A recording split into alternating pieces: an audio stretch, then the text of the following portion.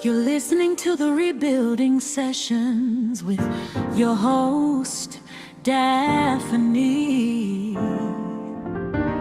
The space is for restoration, renewal, and returning to the heart of God.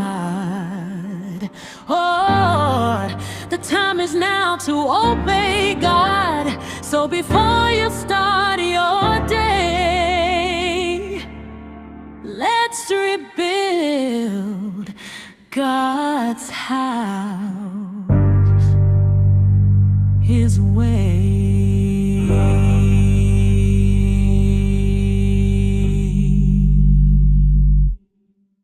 Today we will discuss the difference between a test and a consequence. God is intentional, and everything He does is with a purpose in mind. God will frequently test us to see if we will remain faithful to Him no matter what He allows us to go through. It is in those testing seasons where we get a raw and honest look at ourselves as well. When God allows us to be tested, it is to help us to also see how far we have come and if we still need to be transformed in certain areas. When we examine the story of the children of Israel, we find that God tested them when they had to flee from Pharaoh and his army, when they crossed the Red Sea. Another test was the water and the rock, when Moses was instructed by God how to bring forth water for his people.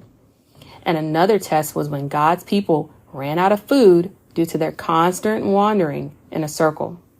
These may seem to be harsh tests, but God is strengthening their faith in the process. And just like He strengthens our faith, we are learning to trust Him no matter what we face. And through the test, we are realizing He does indeed supply all our needs. Now let's discuss consequences. When we step outside of the will of God, it does come with its consequences. In the story of Joshua, we find that God was with him wherever he went, as He had promised Joshua in chapter 1, verse 9. Joshua was successful at defeating his enemy because God made him a successor.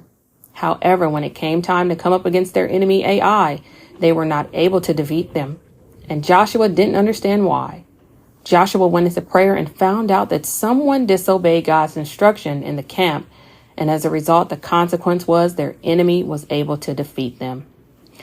Achan was the one who disobeyed God's orders to not touch the spoils from the battle of Jericho, and as a result, he lost his life.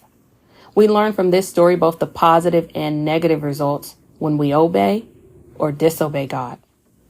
You see, Joshua was faithful to God and obeyed God, and as a result, God kept His word and was with Joshua and protected him and the people.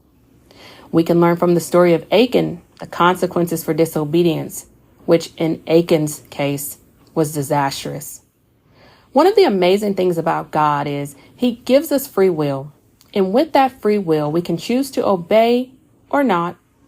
It is so vitally important to follow God's instructions because He has the best plan for our lives after all. So before we close out today's podcast, I want you to reflect on your own life and ask yourself, how often have you been tested by God? And if you had to repeat any test, this is a crucial step to take as it will help you map out where you are with God and if you are in a cycle or not. God wants us to come out of repeated patterns and walk into the promised land. I assure you, it is easy to miss the promised land and stay in repeated cycles. Well, that will be all for today. I appreciate your support.